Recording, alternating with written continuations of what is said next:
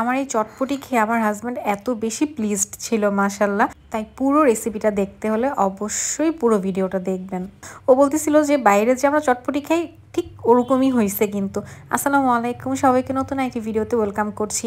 এই উইন্টারে এরকম গরম গরম চটপটি খুবই মজা লাগে। এর জন্য আমার বাসায় কিছু গেস্ট আসতেছিল, তাদের জন্য আমি একটু সন্ধ্যায় চটপটি রান্না করতেছিলাম। এখানে আমি 1 কেজি যে চটপটির ডালটা, এটাকে আমি সারা রাত ভিজিয়ে রাখছি। মানে রাত 10টার দিকে ভিজাইছিলাম, সকাল 10টায় আমি এটাকে সেদ্ধ হতে দিচ্ছি। ভালো করে ধুয়ে নিছি। এটা সেদ্ধ হতে দিছি কোনো কিছু ছাড়া, এমনি এটা সেদ্ধ হতে দিয়ে এপাশে আমি তেঁতুলের টকটা রেডি করব।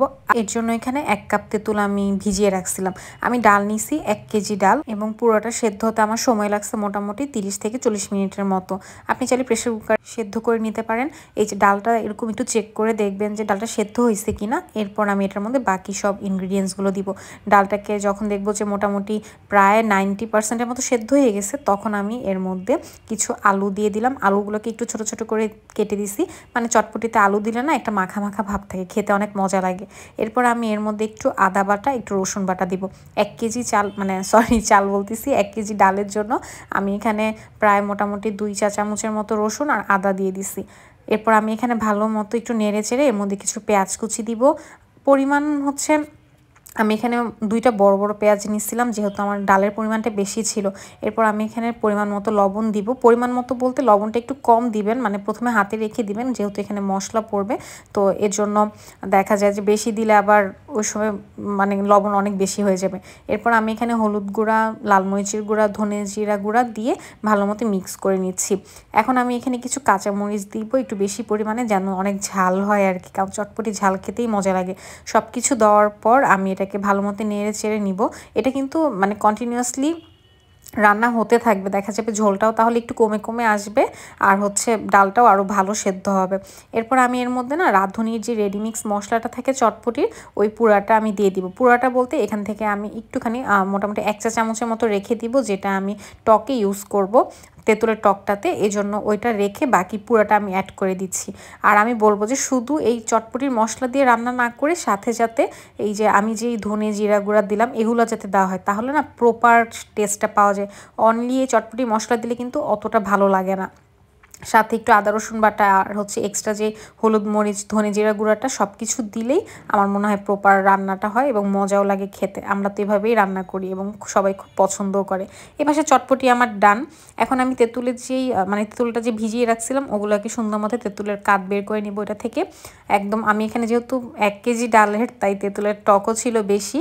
আমি সুন্দর করে হচ্ছে এরকম তেঁতুলের কাঠ বের করে নিচ্ছিলাম। তেঁতুল শুনলে মুখে তো পানি আসবেই, যেমন এই যে আমার মুখে বালতি পরিমাণ পানি মনে হচ্ছে। এই যে দেখেন এরকম হচ্ছে আমি নিয়ে নিছি। এর মধ্যে আমি এখন পানিটা মিক্স করে একটু হচ্ছে পাতলা করে নিব আর কি, অনেক বেশি ঘনও হবে না পাতলাও হবে না। এরপর আমি এখানে 2টা পোড়া মরিচ, মানে জাস্ট আগুনের মধ্যে মরিচগুলোকে পুড়ে নিছি, ওগুলোকেই অ্যাড করে দিচ্ছি। এখানে আপনি চাইলে চিলি ফ্লেক্স দিতে পারেন, বাট আমার কাছে চিলি ফ্লেক্স থেকে না এই ঝালটা মনে হয় যে বেশি মজা লাগে পুড়ে নিলে। এরপর কিছু কাঁচা মরিচ দিচ্ছি। কাঁচা মরিচের পর দেখলাম যে আরেকটা মরিচ দেওয়া যায়, অনেক বেশি হবে না ঝাল। তারপরে যে লবণ দিলাম, একটু চিনি দিলাম প্রায় 2 চা চামচের মতো। এরপর আমি এখানে একটু বিট লবণ দিচ্ছি 1/2 চা চামচের মতো। এগুলো আপনি একটু টেস্ট করে করে দিবেন তাহলে বেটার। এরপর যে মশলাটা একটু রাখছিলাম না, বললাম রাঁধুনি চটপটির মশলাটা, ওইটা দিলাম। সাথে একটু টালা জিরার গুঁড়া দিলাম, একটু লেবুর রস দিলাম।